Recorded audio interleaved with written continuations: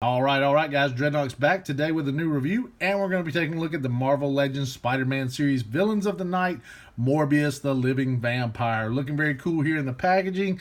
Not much going on in accessories. Does have the Absorbing Man Build-A-Figure logo up top, and you can see two arms from that Build-A-Figure.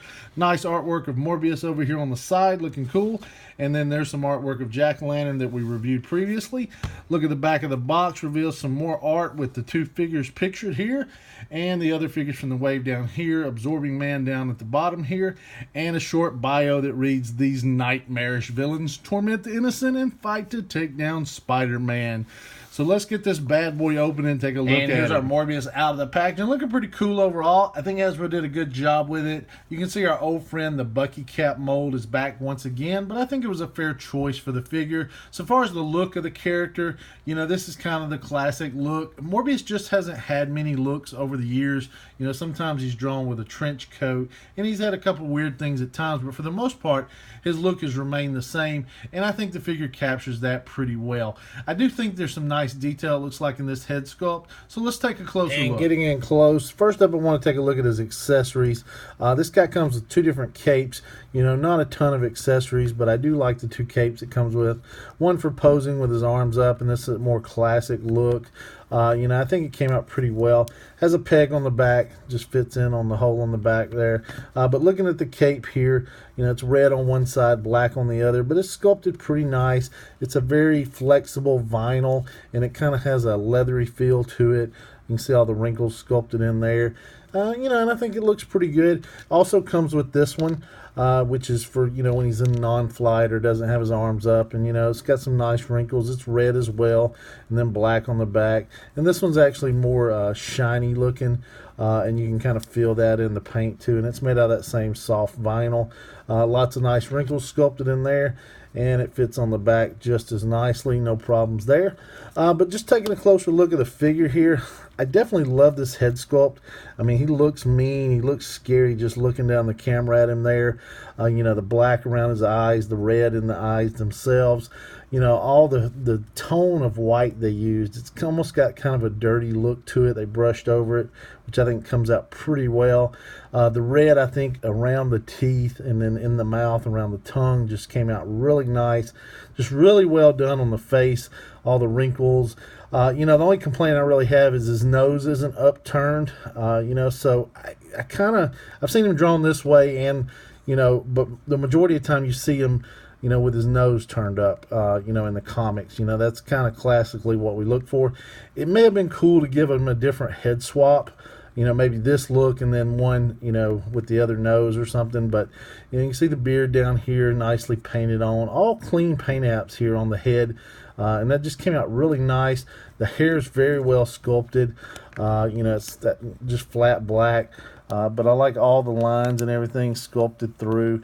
And you can see the ears hanging out. Has like a black wash over it as well. And there's the back of the head.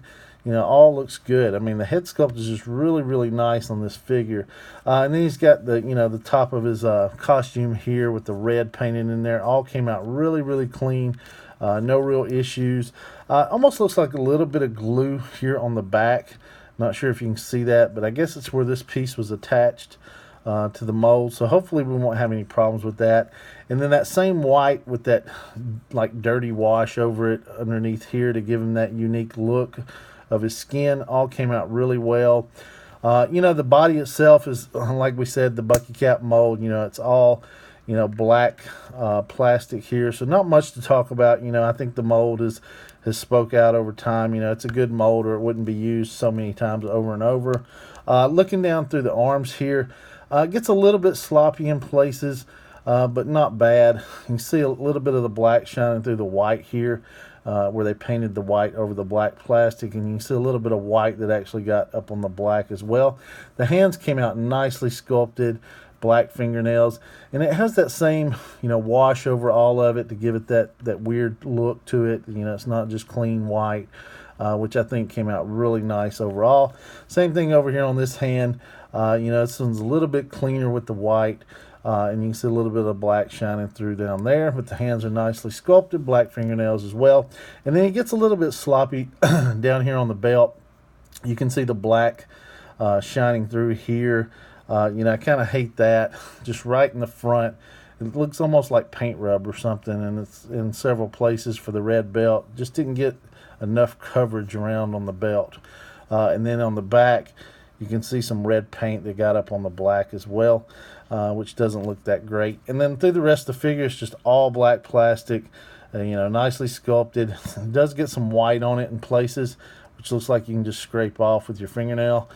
So no big issues there. And then down through the bottom, you know, peg holes on the bottom of the feet, but just not much to, you know, to talk about paint wise, but a very nice head sculpt overall. And as we look at articulation, no real surprises here with it being the Bucky cap. The head moves down about that far. It's limited by his hair, which catches on this piece of his costume here, and then of course you can't move back a whole lot because of this back here. It does get a little bit of pivot in there, and you can rotate it as much as you can until the costume inhibits it. Other than that, you know, pretty good range of movement. Arms are a little bit stiff on this Bucky cap mold for some reason, but they'll move out like so, rotate around, and they do get a little bit clicky. Double jointed elbows like so, has a hinge on the hand. Will move down like so, and then you can get it to move up a great amount, and then they rotate around. Has a decent amount of ab crunch, just like we've seen before, and then moves back about 2 clicks like that. Waist rotation is fine, and then the legs will not move out a whole bunch. That's about as far as you get, trying to get them out like so, but they will kick forward a great amount, and then they kick back just a little bit like so. Double jointed knees, and then it does have rotation at the top of the leg and at the calf. Hinge on the foot, moves up like so, down like so, and then it does have that nice ankle rocker on it. And sadly, like some of the other reviews I've recently done, I no longer have the Toy Biz version of Morbius in Legends format to compare him to. All I have left from that figure is like an arm in my fodder bin, but I compared him here to a couple other figures that share that Bucky cap mold, and he's measuring in at right about 6 1/4. And here he is next to the other figures from the wave posed here that I've reviewed so far. And just for weirdness, here he is next to our Dante on the left from NECA and our Kylo Ren. And wrapping up here, overall I gotta say I really like this figure, even though there's not a ton of detail in it. I like what Hasbro did. I think the Bucky cap mold worked fine for the figure. Did get a little sloppy around the belt, which I was a little bummed out by, but the amount of detail with the paint, with the white, with the wash on it, I think came out really well for the skin tone. And then the amount of detail in the head sculpt and the red they chose for the colors on the cape and the mouth and the eyes, I think just made the figure really pop, and I think it looks really good. If I really just wanted to nitpick something, it would be the fact that we didn't get a head swap, or the fact that the sculpt didn't include his nose turned up, you know, to make him a little more you know, comic traditional. So, you know, that is probably getting a little nitpicky, and I do think the figure was a needed update from the Toy Biz version. So I'm going to cut the lights down here just for a second, and that just looks badass to me. Looking at him in the dark here, he just looks really mean, really scary, and that just really sells me on the figure. So I have to rate him a buy overall. I hope you guys enjoyed the review. If so, please give me a big thumbs up. Toy Arc, Twitter, Facebook, links in the description below as always. Thank you guys so much for watching. Please subscribe, and we'll see you soon.